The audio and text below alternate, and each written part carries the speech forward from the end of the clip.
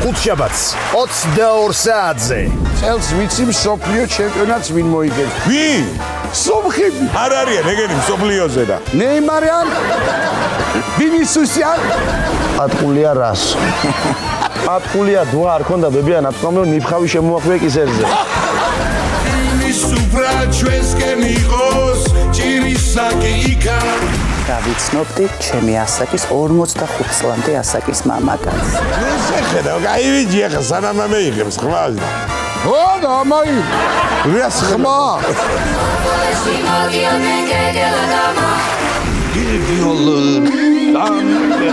რობიგოდან მაგარი ხარ პატა კარგია.